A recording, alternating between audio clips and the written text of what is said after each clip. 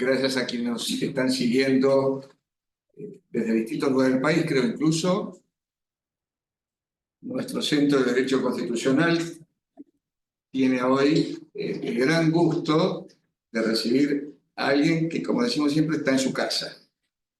El profesor doctor Alberto Bianchi, graduado de nuestra facultad, con quien tuve el gusto de compartir los claustros de la calle Moreno, hace mucho, pero no tanto. 45 años no es nada. 45 años. Espero que no se note. Es un enorme gusto. En términos académicos es un orgullo para nuestra facultad y también para nuestro país, porque doctor en Ciencias Jurídicas, doctor en Derecho por la UBA y académico por la Academia Nacional de Ciencias y de Derecho y Ciencias Sociales, en donde este año ha sido electo por sus pares como presidente, lo cual nos honra doblemente por ser académico y por un graduado nuestro destacado presidir esta academia que tanto le sigue aportando al país y que, como expresara personalmente cuando lo felicité en su momento, estoy seguro de que el profesor doctor Alberto Bianchi, el académico Alberto Bianchi, va a tener una presidencia que va a permitir que la academia siga aportando a nuestra patria en momentos muy particulares todo lo que sus destacados miembros sin duda pueden dar de sí mismos. Ha sido premio CONEX, profesor en nuestra facultad en la Universidad Austral, y hoy aborda un tema que sin duda lo hará con la erudición de siempre y con el bisturí a fondo, como a él le gusta realizar, el fallo Acevedo, titulado esto "La Corte se revisa a sí misma", con algunos aspectos que tienen que ver, por supuesto, con el derecho constitucional, pero sin duda con el derecho internacional público, en particular con el derecho de los tratados, lo cual para nosotros es doblemente importante, porque se trata de un tema de nuestra materia, porque proyecta esta intención que tenemos de la interdisciplinariedad en el campo del derecho público. De modo, estimado profesor doctor Alberto Bianchi, querido Alberto, te escuchamos. Bueno, muchas gracias.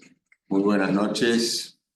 Muchas gracias a la Universidad Católica, donde me formé, al Centro de Derecho Constitucional, al doctor Pablo Garat, querido amigo y exdecano de esta casa, al doctor Roberto Punte, que por una cuestión circunstancial no ha podido estar, y por supuesto a todos ustedes aquí presentes y a quienes nos escuchan desde el Zoom.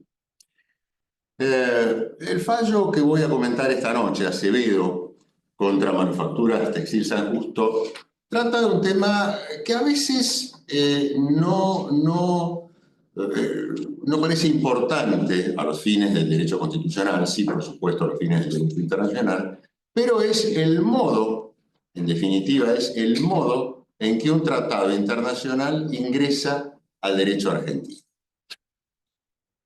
Esta es una cuestión básicamente para los internacionalistas, pero a los constitucionalistas también nos importa, porque finalmente la Constitución se refiere a este punto. Y ahí en esa discusión es donde talla este caso de la Corte Suprema, porque finalmente es una interpretación de la Constitución bajo la Convención de Viena.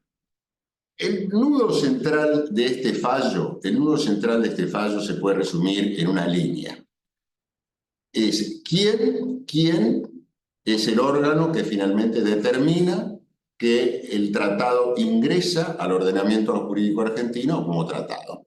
Y la pregunta es si esto se hace, como dijo alguna vez la Corte, a través de una ley del Congreso, o si, como lo dice este fallo, rectificando ese fallo anterior, si esto se hace solamente de la manera en que establece la Convención de Viena, que es a través de la ratificación del Poder Ejecutivo.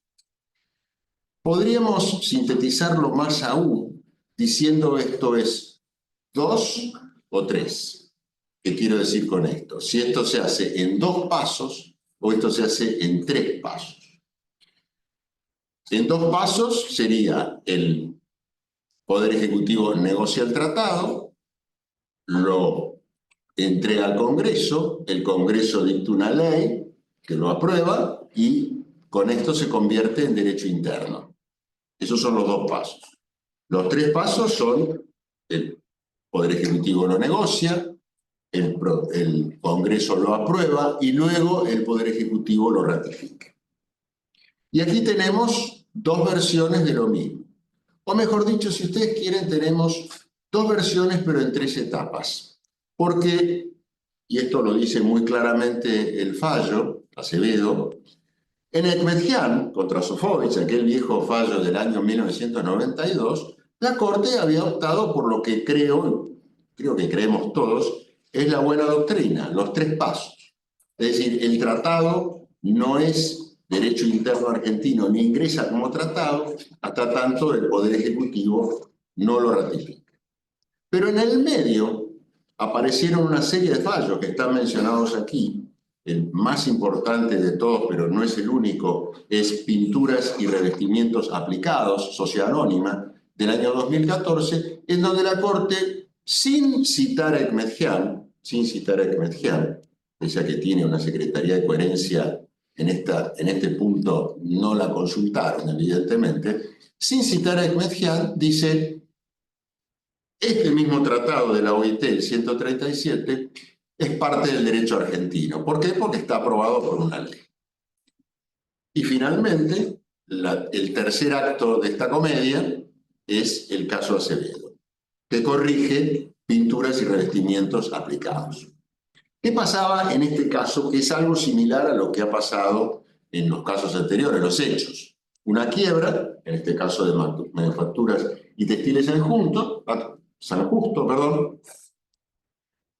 se hace el procedimiento de verificación de créditos, el síndico hace la liquidación de esos créditos y establece un orden de privilegios, poniendo arriba de esos privilegios a los créditos laborales. ¿Por qué? Porque los créditos laborales, bajo el convenio OIT 137, tienen un privilegio especial, incluso por encima de los créditos fiscales.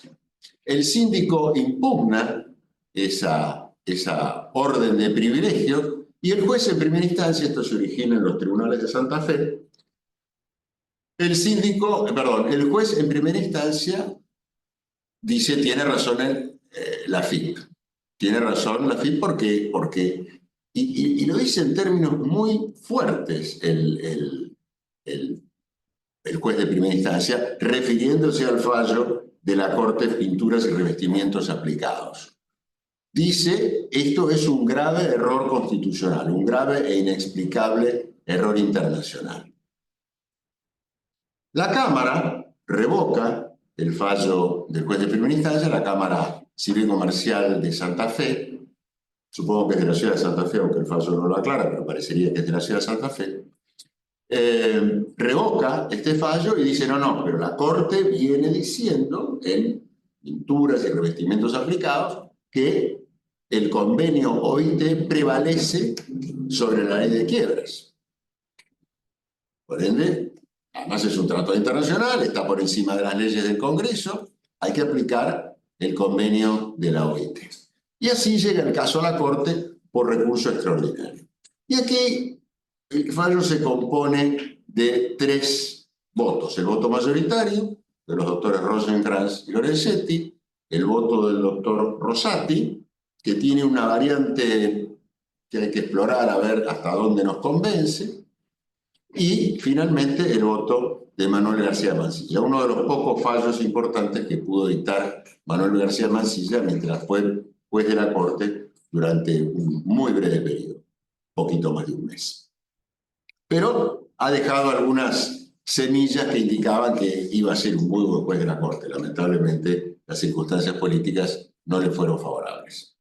¿Qué dice el fallo en su voto mayoritario? En su voto mayoritario, es decir, los 3 llegan al mismo resultado, pero mientras Lorenzetti, Rosenkrantz y García Mansilla con su voto van por un camino argumental, Rosati va por otro camino argumental. Todos llegan a la misma solución pero por distintos caminos argumentales. El camino argumental tanto de García Mansilla como de Lorenzetti como de Rosenkrantz va por la línea recta y dice, en definitiva, lo que hemos comprobado es que el Poder Ejecutivo no ha ratificado el convenio OIT. Y además, la OIT misma no lo tiene por ratificado. Y en nuestro sistema de derecho constitucional, tenemos que atender a 3 normas para analizar esta cuestión. El artículo 99, inciso 11 de la Constitución, que es el que le da la potestad al Poder Ejecutivo para negociar el tratado. El artículo 75, inciso 22, que le da la potestad al Congreso de aprobar o rechazar. Y finalmente, completando este círculo, la Convención de Viena sobre el Derecho a los Tratados de 1969, que dice, porque esto no lo dice exactamente la Constitución, hay un dato que acá hay que tener en cuenta, y es que el principio de la ratificación, más allá de que, como bien explica el fallo, es muy antiguo y la Argentina lo viene aplicando prácticamente desde 1853, el principio de la ratificación del tratado no está, al menos expresamente dicho, en la Constitución. Con lo cual, haciendo una lectura lineal de la Constitución, se podría prescindir de la ratificación y no sería una interpretación absurda ni irrazonable. Pero lo que sí hay que tener en cuenta es que la Convención de Viena de Derecho de los Tratados, que es parte del derecho argentino y está por encima de las leyes, aunque no por encima de la Constitución, dice que los tratados deben ser ratificados. Y la ratificación, y esto es muy clara, la Convención de Viena la tiene que hacer el jefe de Estado, el que representa al Estado. Ahora bien, en definitiva, ¿qué es lo que dice con una argumentación que la verdad a mí me ha gustado mucho, tanto el voto mayoritario como el voto de García Mansilla, que dicen lo mismo, pero no con una argumentación distinta, sino con una verbalización distinta, ¿sí? Y además, en el caso del voto de García Mansilla, remitiéndose un poco a lo que dice el voto mayoritario para no repetirse. Lo único que yo diría es que quizás el voto de García Mansilla es un poquito más docente en la explicación. Pero esto no le quita nada al voto mayoritario, me parece que está muy bien escrito, es muy claro, explica muy bien las cosas, es erudito, etcétera, etcétera. ¿Qué es lo que dice? Mire, la Constitución y la Convención de Viena establecen un proceso en 3 segmentos, en 3 actos. Esto es un proceso complejo en donde primero interviene el Poder Ejecutivo, luego el Congreso y finalmente el Poder Ejecutivo. Y hasta que el Poder Ejecutivo no ratifica, el tratado no ingresa al ordenamiento jurídico argentino. ¿Qué dice el voto de Rosati? El voto de Rosati dice algo que, en mi opinión, no comparto, pero que tiene, si se quiere, alguna lógica. No lo comparto, pero tiene alguna lógica. Y tiene una lógica por la redacción errónea que tiene para mí la ley que ratifica el convenio de la OIT. Porque, ¿qué dice la ley? La ley dice, artículo 1, ratifícase el convenio de la OIT. Una terminología errónea, porque la función del Congreso Constitucional, artículo 75 y 22, no es ratificar, es aprobar o desechar. Y lo que hace la ley es ratificar. Sobre esta argumentación, Rosati dice, bueno, a ver, en primer lugar, acá hay una ratificación del tratado, y hay una ratificación del tratado por ley. No es un acto político, no es una simple resolución de las cámaras del Congreso, es una ley. Entonces, esto ingresó al ordenamiento jurídico argentino, quizás no como tratado, pero sí como ley del Congreso.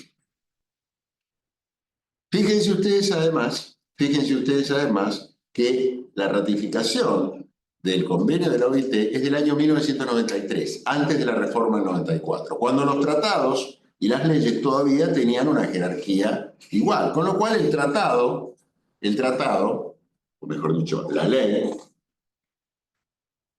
24285 no estaba violando la Convención de Viena. ¿Por qué? Bueno, porque se estaba apartando en todo caso de la Convención de Viena, pero no estaba incurriendo en una violación, porque en aquel entonces, todos lo recordamos, y había doctrina de la Corte en ese sentido, que decía que la norma posterior deroga la ley anterior, el tratado posterior deroga la ley anterior y la ley posterior deroga el tratado anterior. Con lo cual la ley, cuando fue sancionada, no violentó la Convención de Viena, que estaba vigente, porque está vigente desde 1969, sino que simplemente se apartó de ella. En cierto modo, utilizó una terminología distinta a la que utiliza la Constitución. La Constitución utiliza, como les decía, dos palabras, aprobar o rechazar. Lo que hizo la ley fue ratificar, pero en definitiva no incurrió en una enormidad jurídica. Montado sobre esa idea, Rosati dice, bueno, esto, si no es un tratado, si no tiene rango de tratado, por lo menos tiene rango de ley. ¿Por qué tiene rango de ley? Porque fue aprobado por una ley del Congreso. Y una ley del Congreso siempre tiene efectos normativos. Si no, hubiera sido utilizado por otro medio, una resolución, etc. Pero, dice, a renglón seguido, ya sobre el final de su voto, dice, pero no tiene razón el síndico. ¿Por qué no tiene razón el síndico y no tiene razón la Cámara? Bueno, por una muy sencilla razón, porque detrás de la ley aprobatoria del convenio OIT vino la ley de quiebras, la 25422, que la reformó, y la reformó sin tener en cuenta los privilegios laborales que establece el convenio OIT.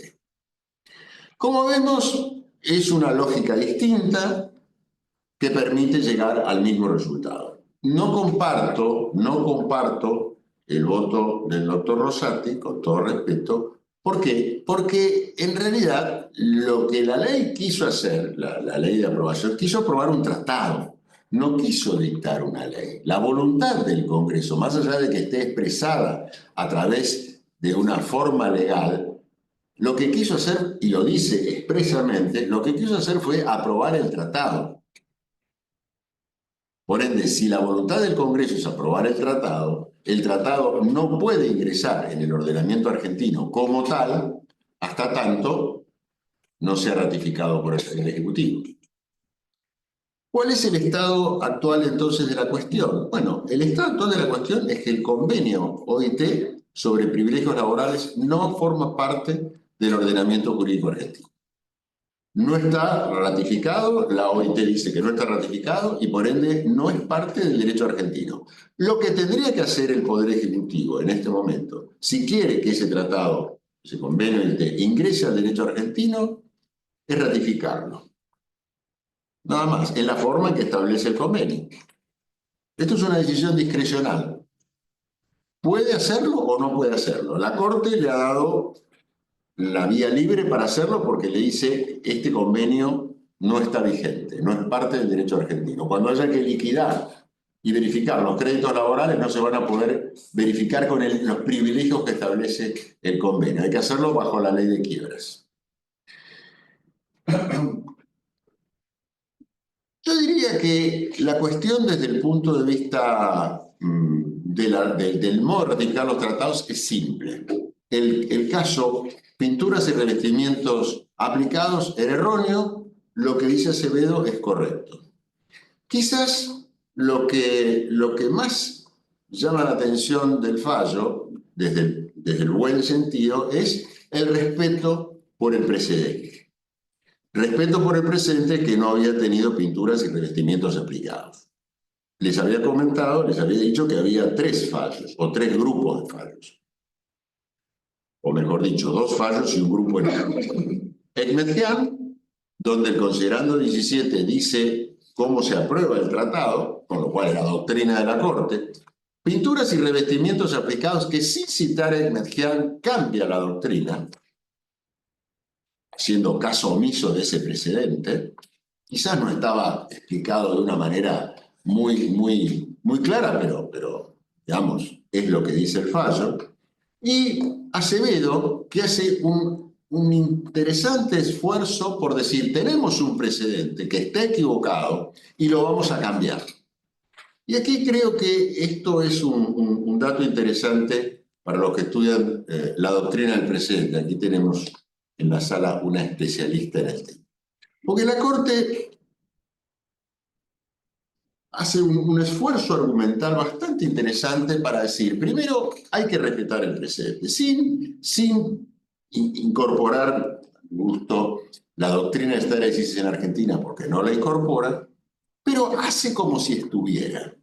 Yo diría que es un fallo que parecería que hace como que la doctrina de Estado de Decisis estuviera en Argentina, porque la Corte empieza diciendo, aquí hay que respetar los precedentes. Y solamente podemos cambiar los precedentes cuando los precedentes han incurrido en graves errores no me acuerdo ahora exactamente, utiliza dos adjetivos, pero graves, Claro. graves y claros. Graves y claros, perfecto. Especialista. ¿Eh? Perdón. La especialista. Ah, claro, sí. Cuando el error es grave y claro, no hay posibilidad alguna de seguir invocando ese precedente. Y explica por qué el error es grave y claro. Y creo que esto es muy sano desde el punto de vista jurídico. Es sano que se haya corregido el caso anterior y se haya sentado nuevamente la buena doctrina a través de un fallo que ahora sí no cabe en duda. ¿Por qué? Porque en Edmedjian, si uno revisa Edmedjian, que es un fallo muy largo y que iba un poco en otra dirección, porque lo que quería decir y demostrar Edmedjian no era precisamente cómo se aprueba un tratado, sino que lo dice un poco entre los muchos considerando que integran el fallo. Ahora sí, en Acevedo ya no queda ninguna duda de cuál es el pensamiento de la Corte en torno a cómo se aprueba y cómo ingresa un tratado en el ordenamiento jurídico argentino. Esto por un lado. Por otro lado, creo que es un fallo sumamente valioso desde el punto de vista del respeto al precedente. Hasta ahora, la Corte, hasta donde he seguido la doctrina del precedente, quizás no había hecho tanto hincapié en esta cuestión. Sostenía que se podían apartar de sus fallos aquellos que los fundaran debidamente. Pero acá tengo la impresión, después ustedes me dirán si estoy equivocado o no, tengo la impresión que la Corte ha dado una vuelta de tuerca en esto. Ha incentivado un poco más el precedente, ha hecho un poquitito más explícita la doctrina del precedente de lo que era. Podríamos decir que en nuestro país, y creo que acá hay un antes y un después, podríamos decir que en nuestro país había una doctrina muy débil del precedente. Hoy día tenemos una doctrina más fuerte sobre el precedente después de Acevedo. Hay un esfuerzo de la Corte, en primer lugar, por valorar el precedente y por establecer cuál es un criterio grave y claro, el criterio para revocar ese precedente y establecer una nueva doctrina. Entonces, yo creo que estamos ante un fallo en este sentido valioso en dos sentidos. El respeto al precedente y volver a una doctrina que creo que es la correcta en materia de interpretación de los tratados y de cómo ingresan al derecho argentino. Yo quería hacer esta exposición, todos hemos leído el fallo, creo que todos lo conocemos, así que ahora los dejo a ustedes que hagan sus comentarios, sus preguntas y que podamos entrar en un buen y fructífero diálogo.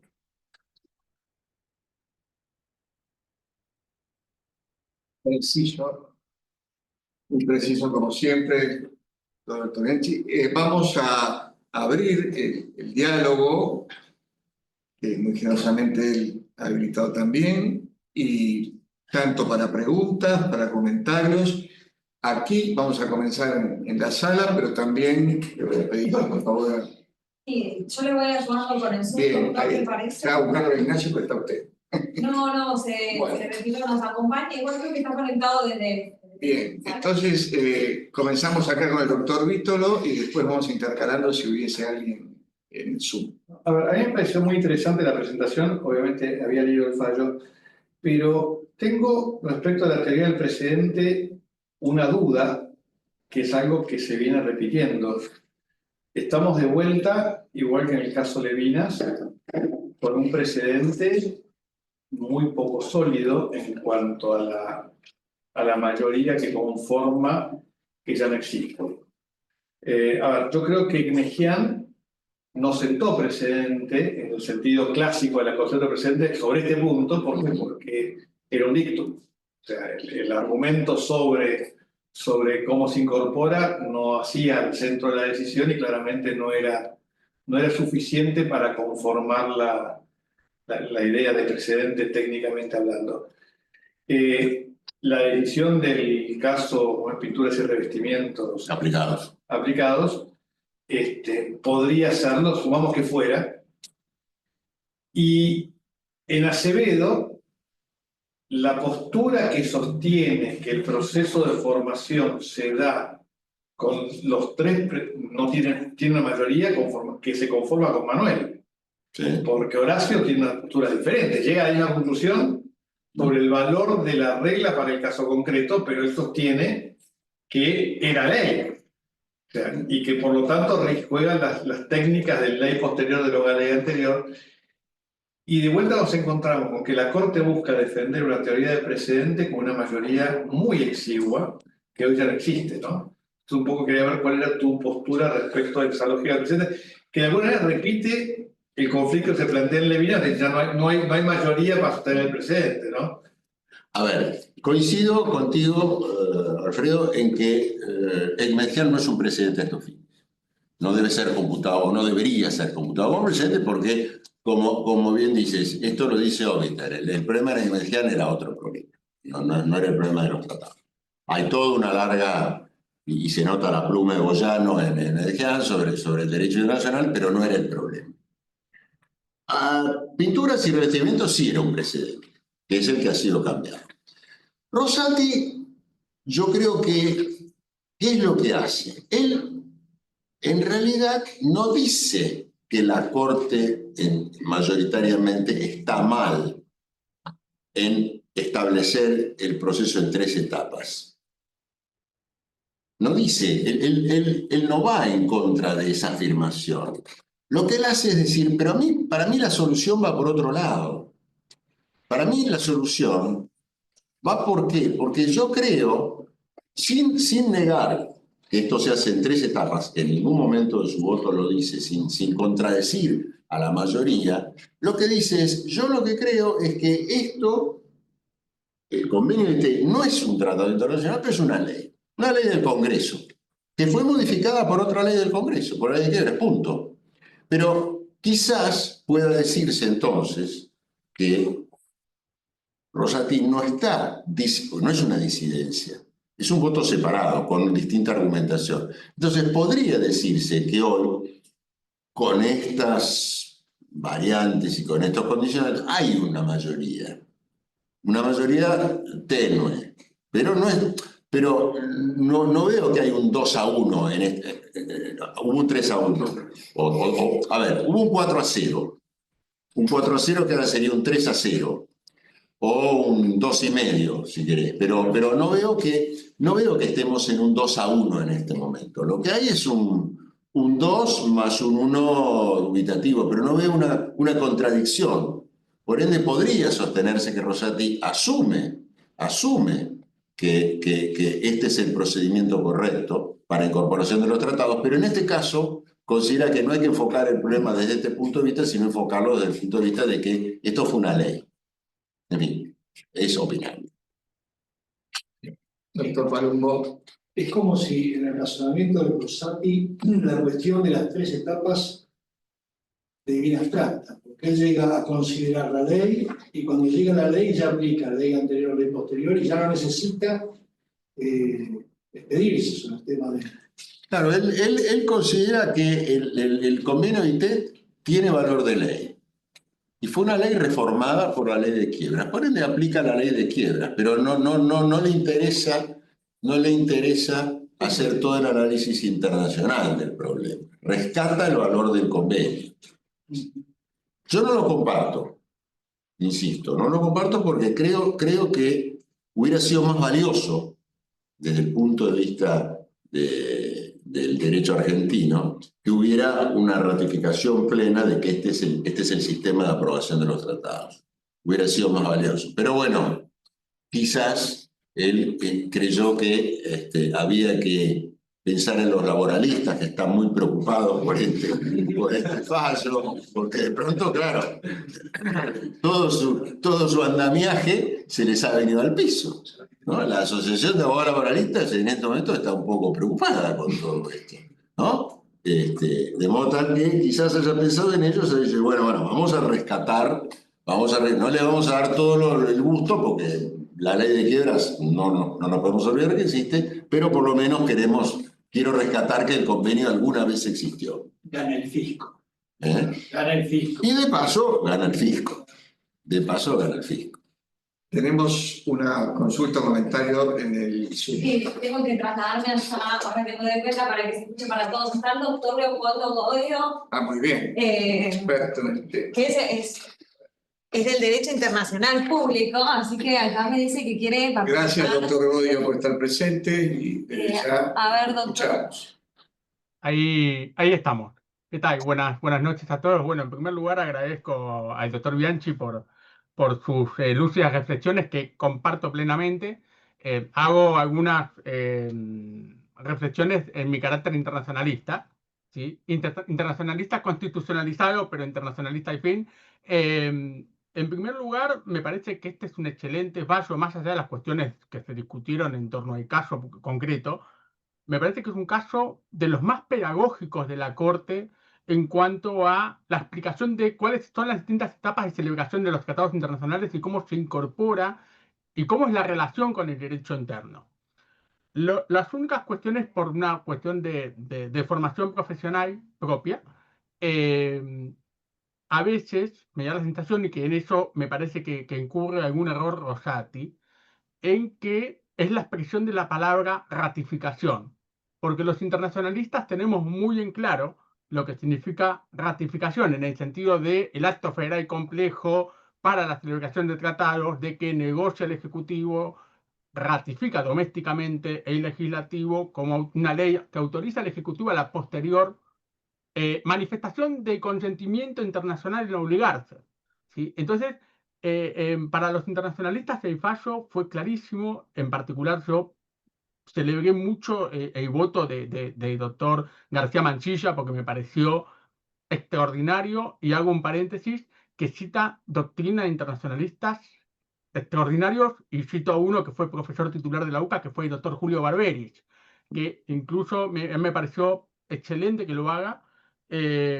Y hago un comentario más. Este caso en la Corte, y la Corte lo menciona en uno de los precedentes, que me parece que la persona que hizo el relato de García Manchilla estuvo muy bien, mencionó el caso Frites, donde Boyano, en su voto del caso Frites, hace la misma claridad. O sea, esta es una explicación más desarrollada y clara del voto de Boyano en caso Frites de la propia Corte.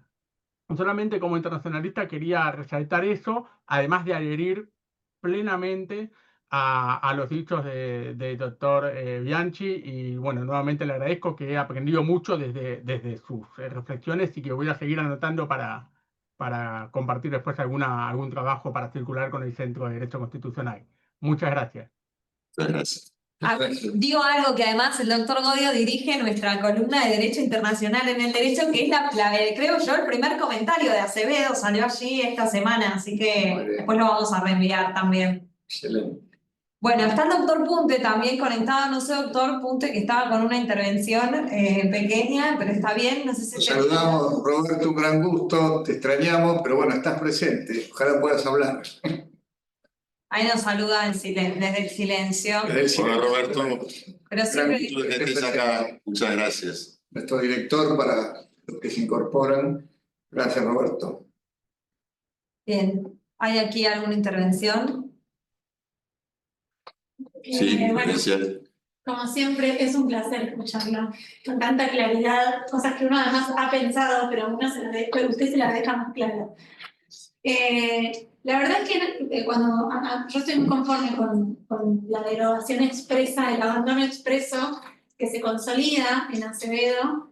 En cierta forma, creo que, digamos, es una puerta de tuerca en cuanto a recolección de estándares que en realidad no son ajenos a la Corte, porque la Corte, y de hecho el voto de García Mancilla lo cita, y de Lorenzetti y de Rotterdam también, ya había dicho lo del error grave desde 1936 o 39 en Vareta.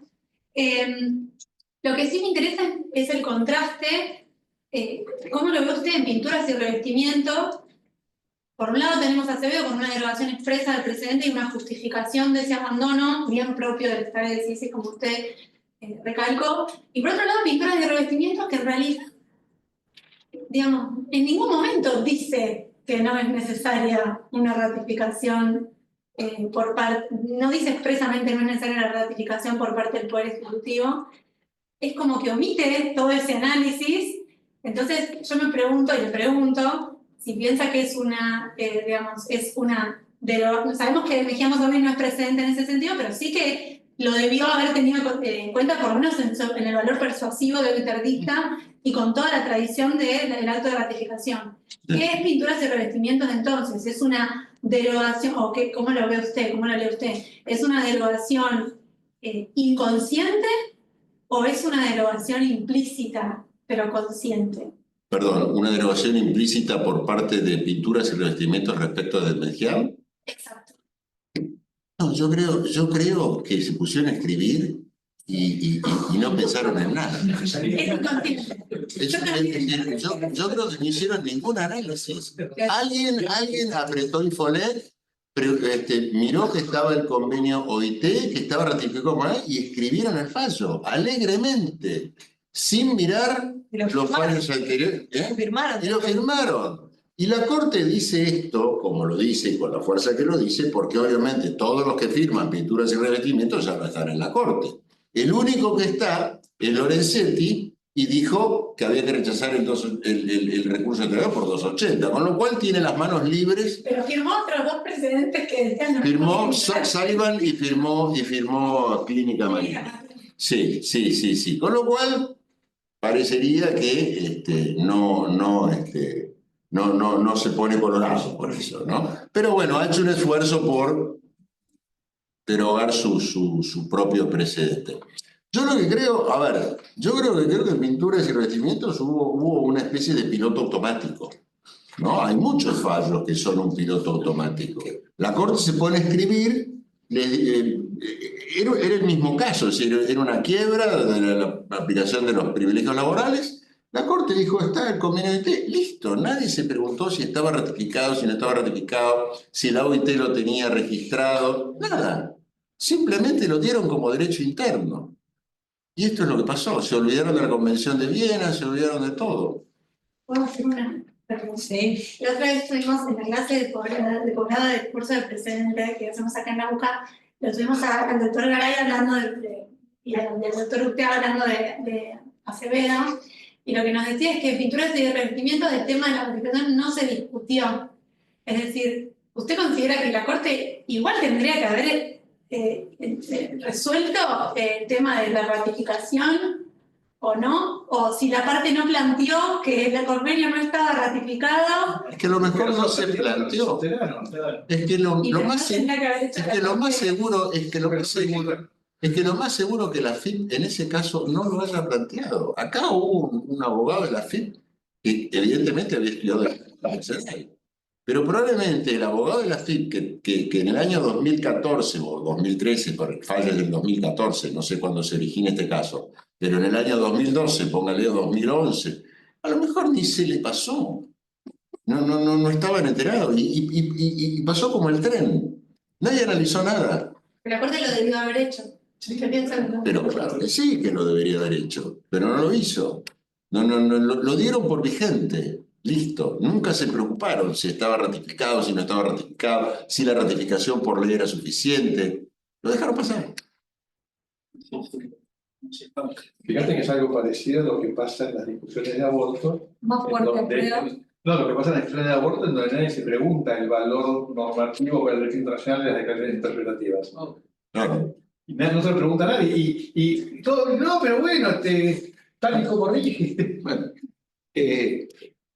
lo que acaba de comentar el doctor Víctor, no sé si se ha escuchado en el Zoom, pero me lleva algo que quería comentar. Pero antes voy a hacer un comentario también, otro comentario del doctor Vítola, no para refutarlo, sino con ocasión de la referencia que él hacía, y sin volver a Levinas, en torno a la probable modificación de las mayorías en torno a un precedente determinado.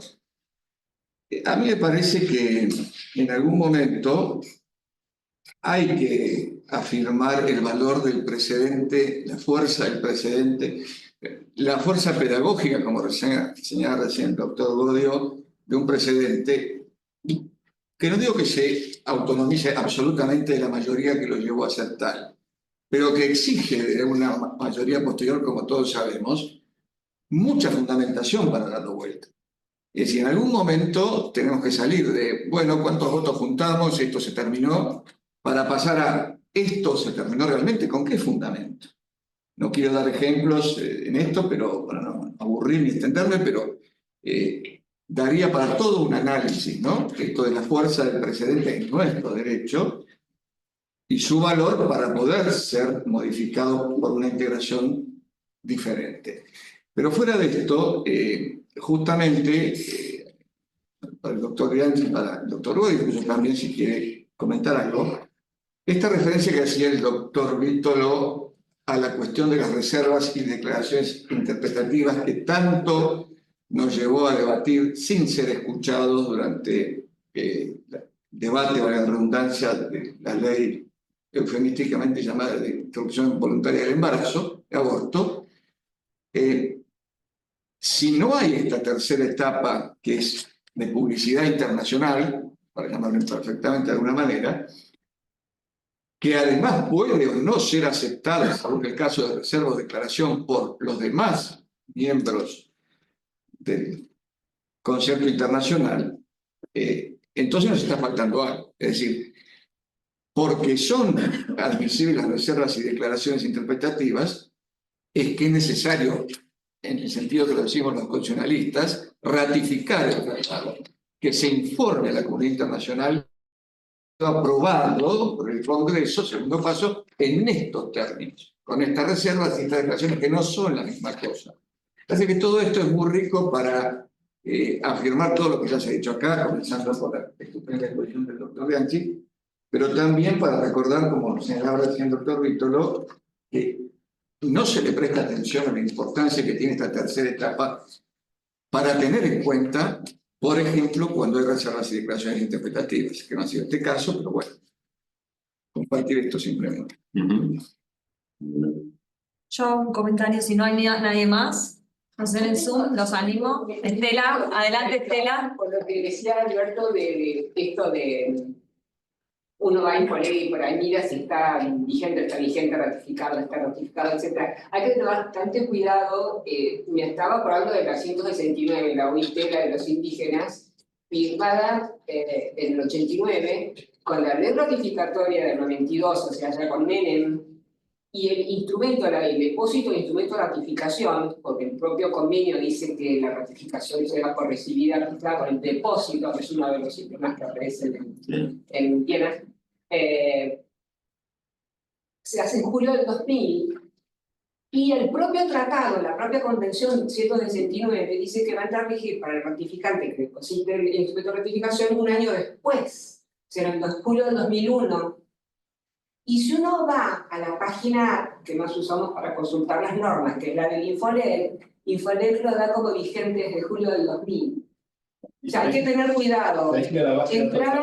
Bueno, hay que ir a poner el link como hizo Manuel, pero mucha gente por ahí cree que usar en inglés, eso es un montón de idiomas, no hay ningún drama. Pero esto es la página de Infonet que con entrar en vigor 3 del 7 del 2000. Que se supone que es la página donde uno confía, ¿no? Y es oficial. En realidad, lo que tendrán que hacer es chequear en el texto, en las disposiciones finales del tratado que están entrando en vigor para que puedan entran en vigencia cuando adquieren un número de ratificación. Hay una cuarta etapa que no está mencionada, que es lo que decía Florencia, que es cuando hay tratados que aún ratificados internacionalmente todavía no tienen fuerza normativa porque necesitan la cantidad de ratificaciones mínimas para entrar en vigencia. Es como las enmiendas a la Constitución americana. De forma procedimental sí que diligencia, porque si no estaríamos contando. Pero no solamente por eso, sino por lo que comentábamos antes, en el caso de las reservas, si no son aceptadas en algunos casos por los demás, no tienen vigencia en el marco internacional. Y podría, como ha ocurrido, venir la comisión, el comité y demás a la Corte a decir que esto no tiene valor. Así que sí. Hay un dato, perdón que interrumpa, que no quiero dejar de mencionarlo, es el considerando 25 del voto mayoritario, que dice una cosa que es interesante para fortificar la idea que la ley no puede ratificar el tratado. Y dice que si permitiéramos que el tratado fuera ratificado por ley y que allí concluyera, se podría llegar a pensar que el Poder Ejecutivo puede ratificarlo por DNU. Y entonces el Poder Ejecutivo se ratificaría a sí mismo. Finalmente, esto no está, en principio, dentro de las materias prohibidas, salvo que el tratado tenga materias, obviamente, de las que prohíbe el 99 inciso tercero. Pero si no estuviera dentro de esas materias, podría llegarse a la conclusión de que el Poder Ejecutivo negocia y se ratifica a sí mismo. Entonces esto es un argumento que me parece interesante de la Corte para decir que esto no se puede hacer por ley, sino que tiene que hacerlo el propio Poder Ejecutivo, una vez que el Congreso le ha dado la aprobación. El término que se usa Esto es para desmontar la teoría de que la ley como tal, por ser simplemente ley, ratifica el tratado. O sea, esto va en contra de la doctrina Rosati. Esto es una crítica a la doctrina Rosati. Rosati dice, bueno, esto para mí es una ley, ¿sí? Y rige como ley. Y dice, no, pero esto no puede ser una ley, porque si lo consideramos una ley y se permitiéramos que el Congreso aprobara y ratificara tratados por ley y así concluyera el procedimiento, podría alguien interpretar que también se puede hacer por DNU. Y esto es inaceptable. Es un considerando que parece un argumento de abogado, pero ratifica un poco la idea. Es absoluta lógica, porque el materia laboral no está excluida de DNU. No, claro que no. Claro que no, en materia laboral no. Pero el tema lo creo que Samuel lo trata y dice que la sustancia de esa decisión no es la ley, no tiene esa sustancia. Pero hay una fuerte controversia. Por ejemplo, en la segunda edición del régimen constitucional de los tratados, Banossi y Dalavía dicen que tiene la ratificación, la aprobación del Congreso tiene un contenido político y un contenido legislativo. Le dan contenido legislativo. Dicen después que es necesaria la ratificación del Poder Ejecutivo. Lo dicen claramente. Pero admiten que tiene sustancia legislativa. En mi opinión, no sé qué dicen los internacionalistas, yo creo que no la tiene. No es una ley, más allá de que se exprese a través de una ley, no tiene sustancia. La ley aprueba el tratado, la ley no. Bueno, esa es la clave. Bien. De hecho, hay un tema.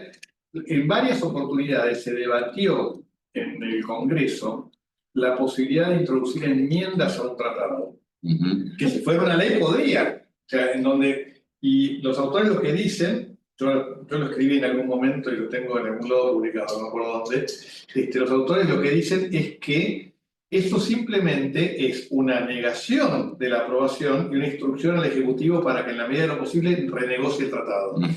Pero no tiene en sí mismo, el acto de aprobación no es de sí o no. Pero es que desde la perspectiva constitucional incluso, aceptar que el Congreso ratifica es destruir los check and balances, los frenos y contrapesos, porque si fuera una ley, el Poder Ejecutivo la puede vetar. Así es. Ahora, si es una aprobación de un tratado, el Poder Ejecutivo tiene que ratificarlo. Si es una ley que ratifica, ¿en qué momento el Poder Ejecutivo...? Por eso, de nuevo, cuando el Poder Ejecutivo envía el proyecto de ley, si fuese el caso más con reservas y relaciones interpretativas, le está proponiendo al Congreso que apruebe una ley que modifica lo que él ha firmado, si ocurre después.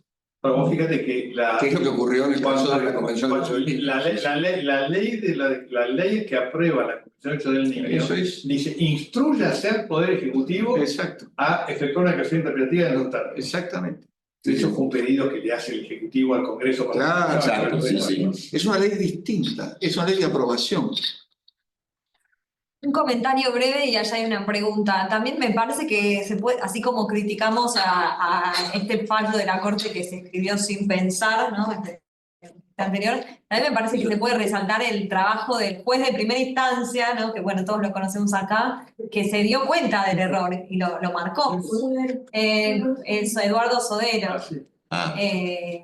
que fue el que, digamos, descubrió esta cuestión, salvo que estuviera ligado así por las partes.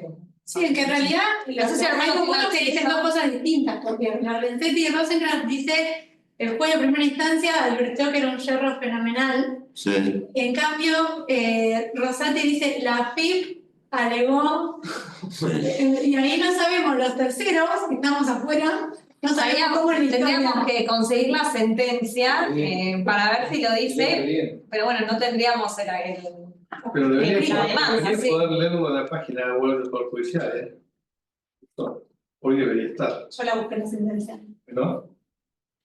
Pasa que Aparentemente por lo que dice el texto de la sentencia, en considerando 2, dice que la AFIP impugnó el proyecto así confeccionado, el proyecto de orden de créditos, en razón de que, según sostuvo, este debió haberse realizado de conformidad a lo previsto en la ley de concursos y quiebras. Aparentemente la AFIP no había levantado el tema del tratado. Pero Rosati dice lo contrario. Dice la AFIP alegó que el tratado no estaba vigente. Sí. Ahora, vayamos a ver si la AFIP lo hace en primera instancia o lo hace cuando expresa, o bueno, no. Sí, cuando defiende o cuando responde Lo debería contestar cuando se le presenta la objeción de su privilegio. como sea, para los terceros no está claro que está la argumentación. Siempre revisión. bueno, teníamos acá una intervención de Nicolás Pérez Trench. No, yo simplemente quería acotar o preguntar si en virtud de la discrepancia, de la divergencia de los argumentos del voto, yo no diría... Perdón, disculpe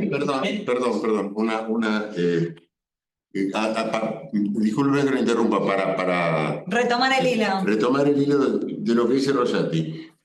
Si uno lee el párrafo segundo del considerando primero de Rosati, podría interpretarse que la AFIP lo dijo desde el primer momento, porque dice, tal proyecto de distribución fue impugnado por el representante del fisco, invocando, suponemos que en ese momento, invocando que la aplicación del privilegio mencionado generó en la práctica que la distribución se efectuara exclusivamente a favor de los créditos laborales verificados, desplazando aquellas acreencias de organismos estatales, tanto nacionales. Sostuvo, y parecería que sostuvo en ese momento, que el citado convenio no se encontraba vigente. Parecería que en el primer momento lo hizo. Yo interpreto lo mismo, pero se da de bruces con lo que dice en el pago. Por lo menos en el primer voto pareciera que fue de primera instancia el que lo advierte por primera vez. En realidad me parece que hay un problema que está en varios fallos, que es que el relato ni siquiera comparten el relato de hechos cuando votan separado. Bueno, hechos que anteceden,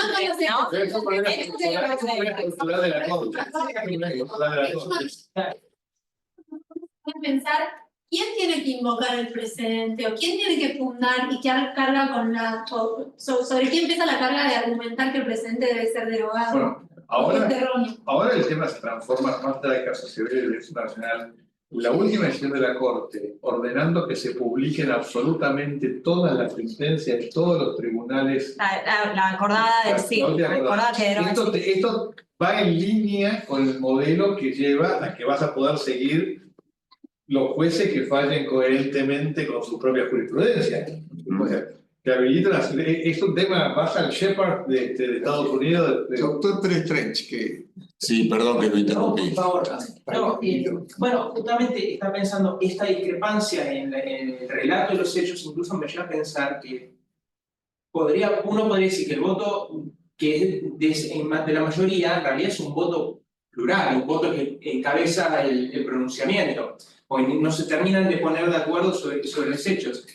Pero por otra cosa, en virtud de esta divergencia, esta discrepancia de fundamentos entre el voto de Lorenzetti y Rosenkrantz y el de Rosati, técnicamente el voto de Rosati no debería haber sido catalogado como una disidencia de fundamentos, o es confuso que aparezca como un voto concurrente. Es una disidencia de fundamentos, claramente. O sea, es una disidencia porque la argumentación es completamente distinta. Claro, sí. Llegan al mismo resultado y por eso no es una disidencia en el sentido que Sí. de la disidencia, pero sí, no es exactamente un voto concurrente. Claro. Es una disidencia de fundamentos. Técnicamente hablando, es una disidencia de fundamentos. Coincido, sí, sí. Muy bien. Bueno, ¿Qué más? a ver si alguien del Zoom se anima a hablar. Yo quiero decir que mientras tanto está Eduardo Sodero escuchándonos, así que Eduardo, que es amigo de la casa, le mandamos un saludo. Gracias, doctor Sodero. Estuvo hace poquito acá en Buenos Aires, estuvimos con Estela también juntos compartiendo un momento. Está también el doctor Aguilar Valdés, que es titular en nuestra casa de estudios y estaba ya anotado desde que se enteró que estaba acá.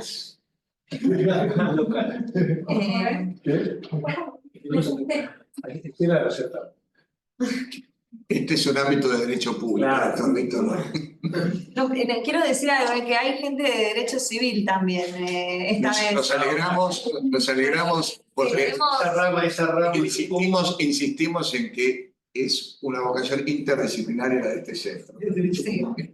No, en la lista de inscriptos, que eran bastantes, Bueno, había de todos lados.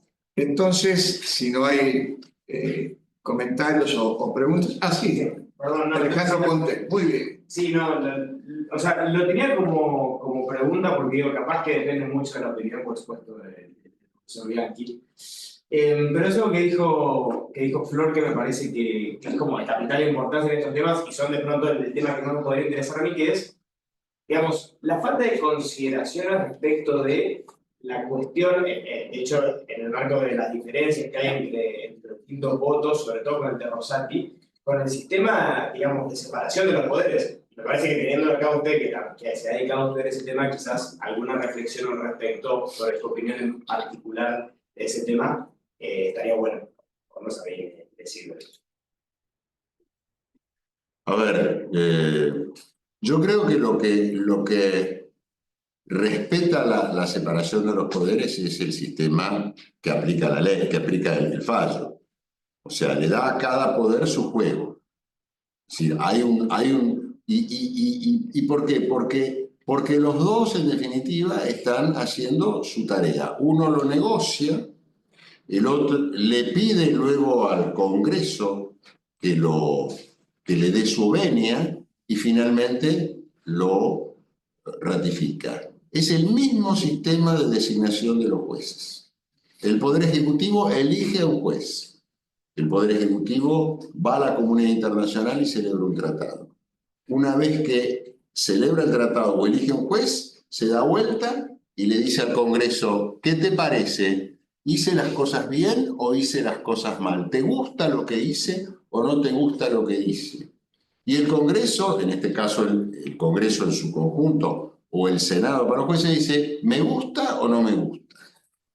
Si el Congreso dice, no me gusta, se terminó. Y si el Congreso dice, me gusta, el que completa la tarea es el Poder Ejecutivo, porque es el que la empezó. Y este es el mecanismo que utiliza la Constitución, fíjense, no solamente para la aprobación de los tratados, sino para la asignación de los jueces y otro tipo de funcionarios. Y esto es el juego de los poderes.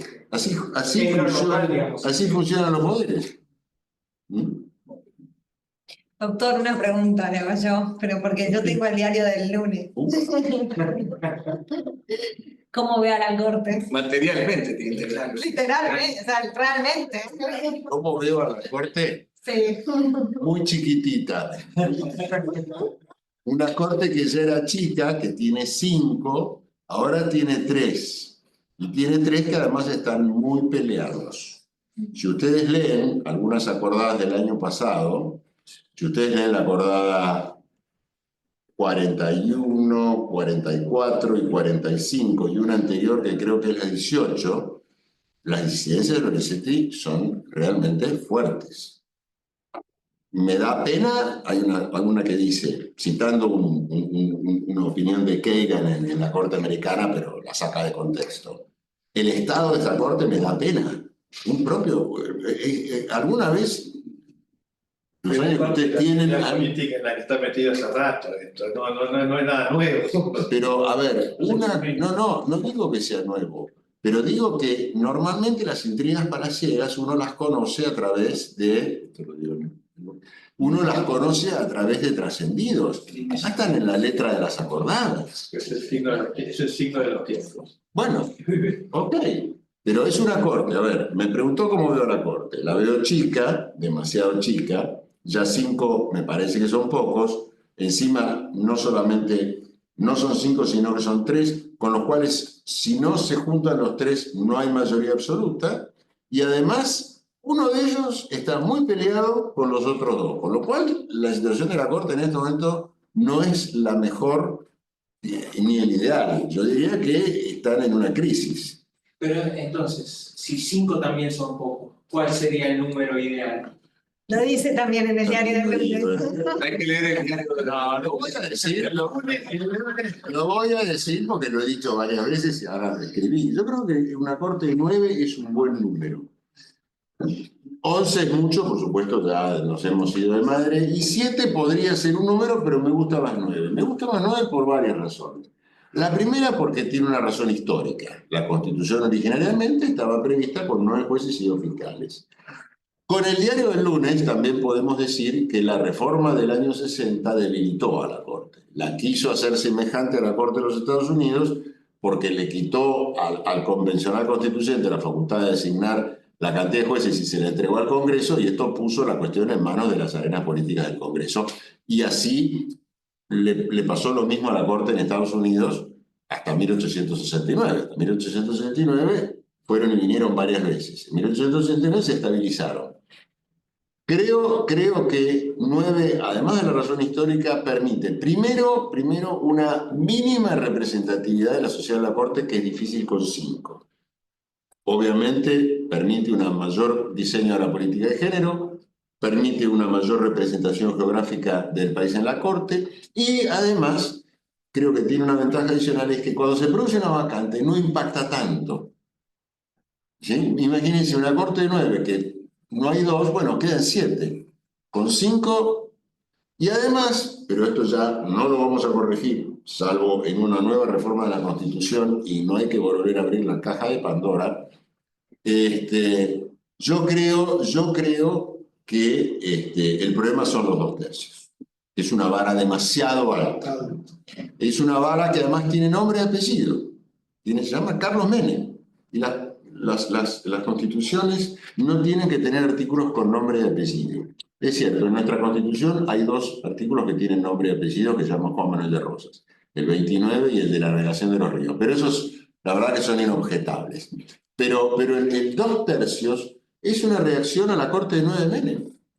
Y es demasiado. Es decir, es imposible ponerse de acuerdo con 2 tercios. En la lógica argentina. El problema es cuando vos lo charlas con algunos partícipes de acá.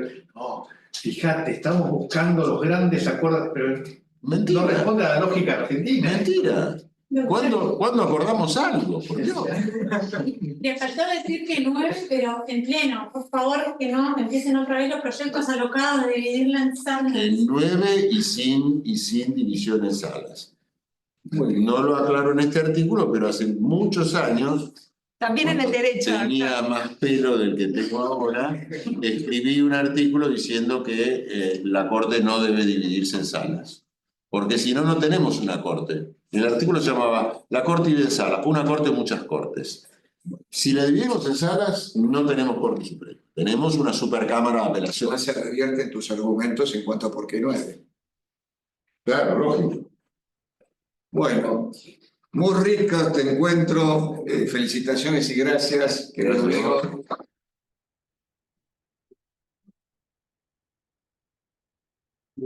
Muchas gracias por todas las intervenciones, las presentes y por Zoom. De nuevo, muchas gracias a cada uno de los que nos han acompañado. Nos enorgullece mucho tener estas reuniones y bueno, hasta la próxima simplemente. Tengan muchos saludos, doctor, y felicitaciones. Bueno, muchas gracias. En 2004, sí me quiero matar. no ratificado. Bueno, gracias a todos por acompañarnos en el Zoom. Voy a cerrar ya. Gracias y hasta el próximo.